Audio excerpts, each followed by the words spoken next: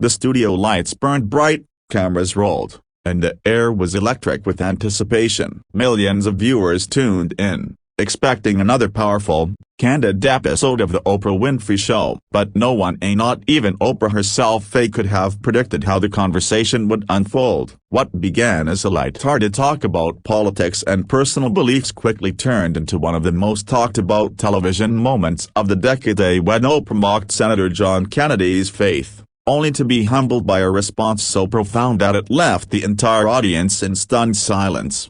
It started innocently enough. That discussion had drifted to the role of religion in American politics. Oprah, known for her sharp wit and confidence, asked Senator Kennedy whether his strong faith ever got in the way of his decisions. The senator smiled politely, his trademark Southern charm radiating through the tension. But Oprah pressed further, and her tone teasing, her words wrapped in humor but edged with disbelief. "So, Senator," she said with a half-smile, "you really think prayer can fix Washington?" The audience chuckled. Some clapped. Others shifted uneasily in their seats. Kennedy didn't flinch. His eyes were calm, steady, the kind that belonged to a man who had walked through storms and still found peace. He paused before answering, his voice low but full of conviction. "Miss Winfrey," he began slowly, "prayer doesn't fix Washington. Prayer fixes the people in it." The laughter died instantly. The silence that followed was deafening. Even Oprah blinked,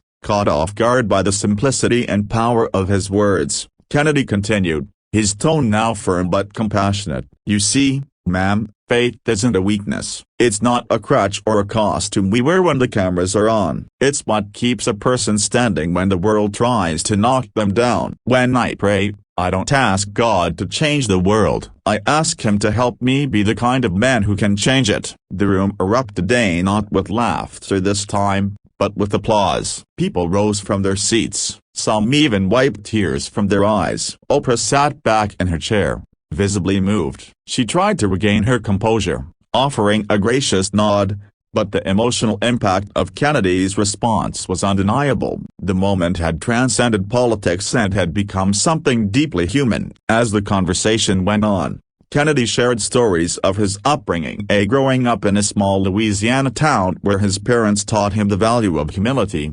honesty, and faith. He spoke of nights when his family had little but still prayed before dinner, of times he'd lost elections, faced criticism, and been mocked for his old-fashioned beliefs, yet never once let go of the faith that grounded him. "When people laugh at your faith," he said, looking straight into the camera, "it's often because they've forgotten what hope feels like."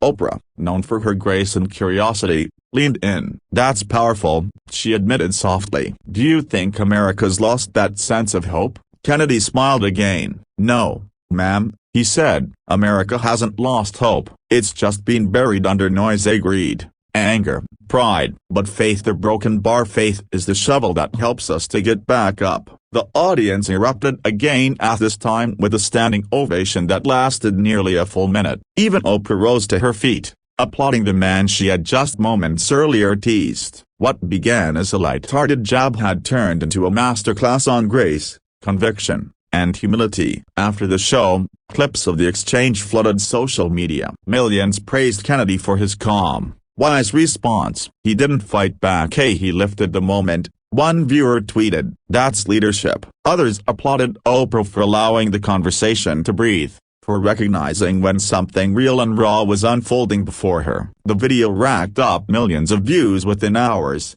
and hashtags like #FaithOverFear and #KennedyMoment began trending worldwide. Days later, Kennedy was asked in an interview if he felt offended by Oprah's initial comment. His answer was simple: "Not at all. Faith that can't stand a little laughter isn't faith, it's vanity." True faith doesn't need defending, it just needs living. That single sentence became the heartbeat of the viral moment. People from all walks of life, Christian, Muslim, Jewish, atheist, found something universal in Kennedy's words: the idea that belief, in any form, is not weakness but courage. Courage to stand firm when mocked, to stay kind when provoked, to respond with grace when tested. In a world that often rewards anger and division, that moment between Oprah and Kennedy reminded millions of something timeless: that respect, humility, and faith can still silence a room more powerfully than any shout ever could.